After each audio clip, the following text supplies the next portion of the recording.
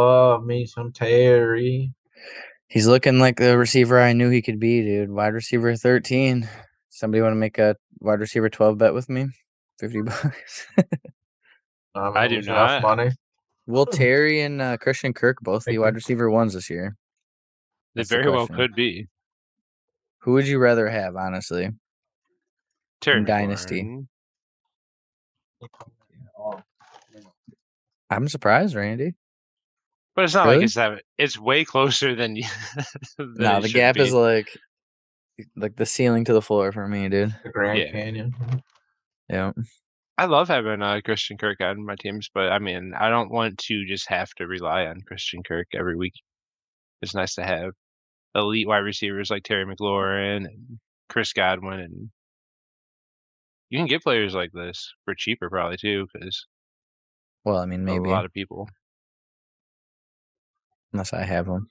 I've had some spicy trades trading away Terry McLaurin this year. Yeah, Terry McLaurin was on a couple people's sell high video every week since like the beginning of the season. Still is, yeah.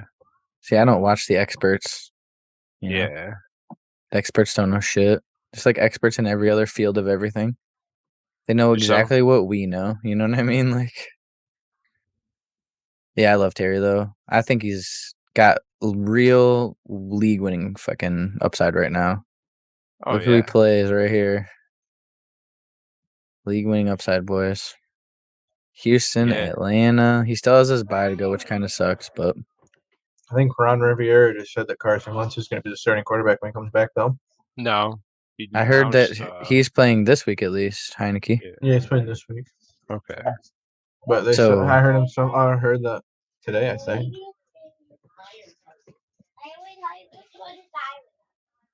I mean, they just beat Philadelphia. Just cleared to start throwing.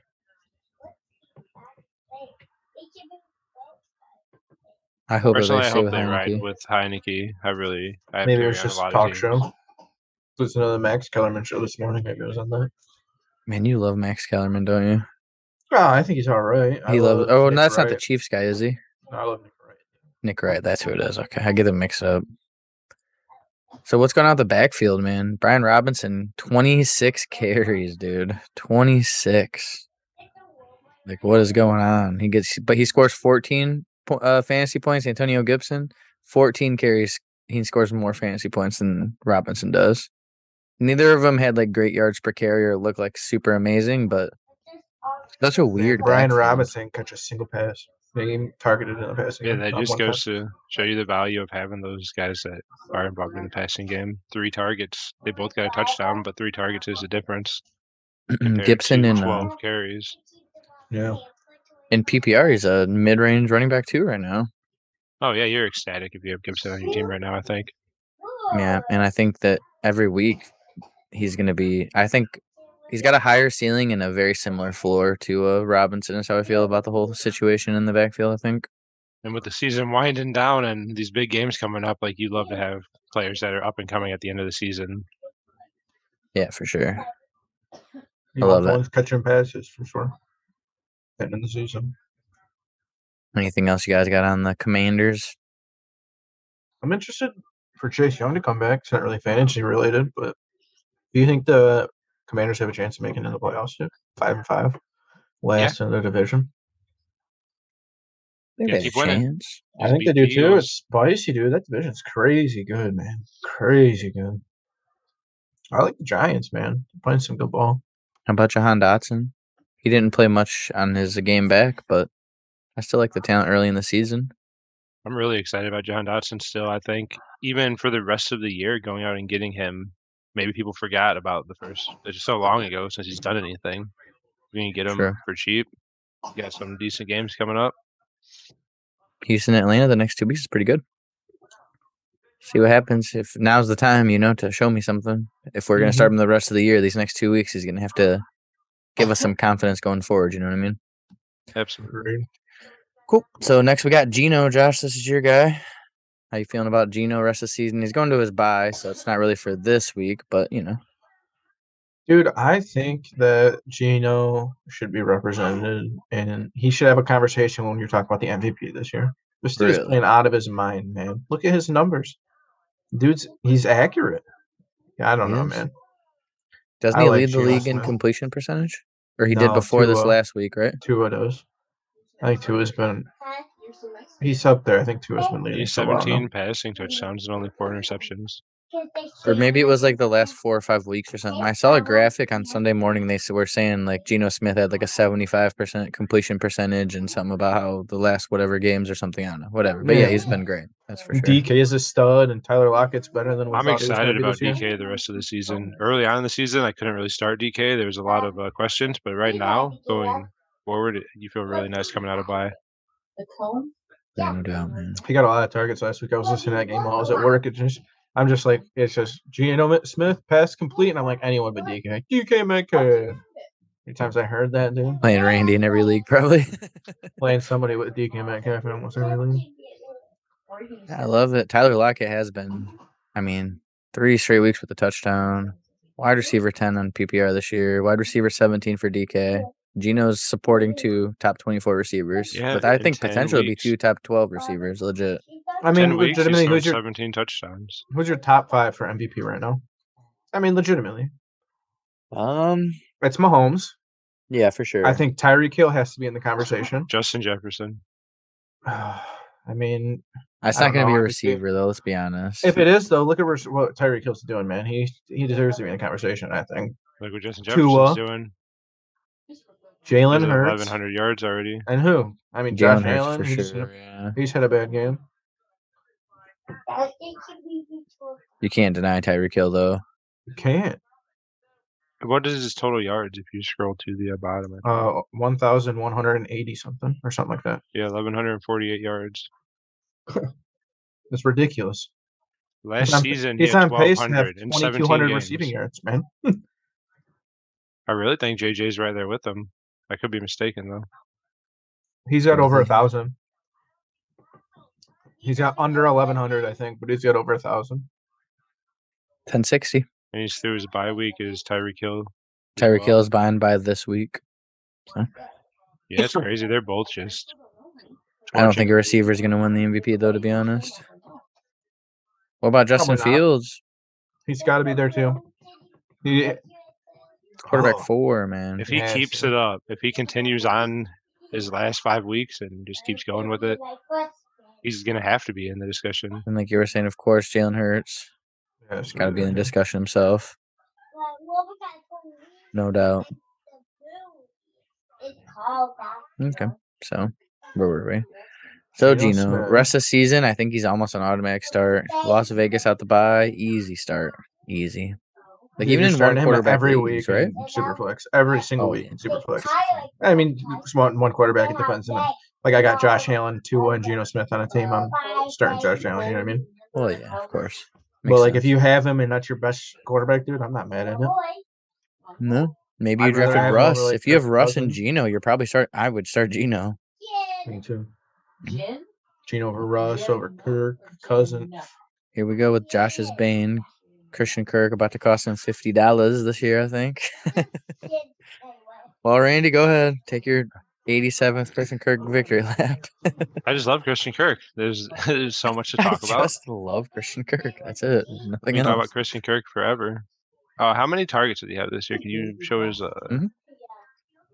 82 targets already. Are you kidding me, dude? 82 10 targets. games. This man's on pace to have like 140 targets. That's like what Michael Thomas did that 1 year. And he has 7 touchdowns. He's on pace for 142 targets and like 11 seen touchdowns. Something today that said he's like touchdowns. 3rd or 4th total touchdown receptions this year in receivers. Pretty sweet. I can't believe it, dude. I honestly can't believe it. Anybody who says Randy's not the wide receiver whisperer, I mean, we're looking at the proof right Yeah, here. Proof's in the pudding here, dude. Did you bench him last week? And did you bench him last week, Randy? Yeah, it turns out that I won by like 40 and I didn't really need to start him. He was giving him a break. Him? Oh, you benched him? He was letting receiver breathe, you know? I figured a 40-point win was just as well as a 70-point win. Wow. But yeah, they're going to their bye this week. It's been 10 years, Randy. Oh, sorry, go ahead.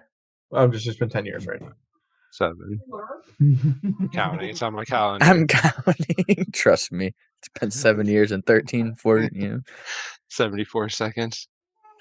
man. But yeah, Jacksonville going into their bye. We got Travis Etienne coming out the bye, looking nice. Trevor Lawrence, quarterback 9 overall this year. Can't really deny him at this point, I think, too. So this whole Tough one, offense in man. general has been so shocking, honestly. Imagine with Calvin Ridley next year and another year with T. Law. Oh, I forgot about that, dude. That's gonna be crazy next year. Like He legit. bet on the Falcons to beat the Jaguars, and then got traded. suspended and traded to the Jaguars. I He think must the have been offense is gonna included in the be bet, dude. Yeah, Trevor Lawrence is crazy. definitely taking a step up and made it possible for multiple people to be fantasy relevant over there. Yeah, because the amount of targets Zay You can Jones is even getting. start Zay Jones. Yeah. What would Calvin Ridley do with this target share? You know what I mean? Like, it'd be crazy. And you could probably just add Marvin Jones' target share to that too. Honestly, like, there's going to be targets available for Calvin Ridley. in Zay this Jones offense. is a low end wide receiver 3 in fantasy. They don't need to take anything away from Kirk. Really, they can both be top 24 receivers next year, like legitimately. And ETN's probably going to keep improving. Well, top 5 dynasty running back right now. I don't think there's any doubt about it. Like, he's been on. I mean, 1 week he has 11 carries, and we're all disappointed. But he's going to come out of the bye with like 25 again. So, I think it pretty much rides with Trevor Lawrence. Me too. The team will probably progress with him. They tried some sneaky stuff in the beginning of the game with an onside kick and shit, and I got it and stuff like that. But the Chiefs Jaguars did. They started the game with an onside kick. I was listening to it. I was like, motherfucker, dude. Well, we got D-Mont next. He's interesting because of Khalil Herbert's injury. Of course, he's not going to be on here because he's injured. I'm trying to get a little bit of D-Mont on the cheap. Good luck. Trey's got him in every league. Yeah, it's going to be rough, especially right now with Herbert going on the IR. But, I mean, if we know D-Mont from the past, he's been a league winner before.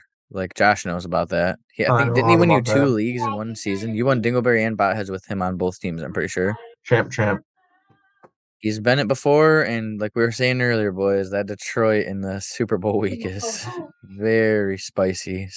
Spicy meatballs, man, like for real. And let's be honest, dude, they already love the guy. They already want to give them the ball. Now they have no other option. The Bears love David Montgomery more than ever. It's like Zeke situation. Like, they just love him so much. Like, well, now they can have all the David Montgomery they could ever freaking hope for. So I guess my question is, like, since it is a trade deadline in a lot of our redraft leagues this week, you know, and maybe you are trying to get David Montgomery, how much do you think you're going to pay for him? Like, what are you offering, Randy? You know, like CH and a receiver. What, like, who? Like Darnell Mooney.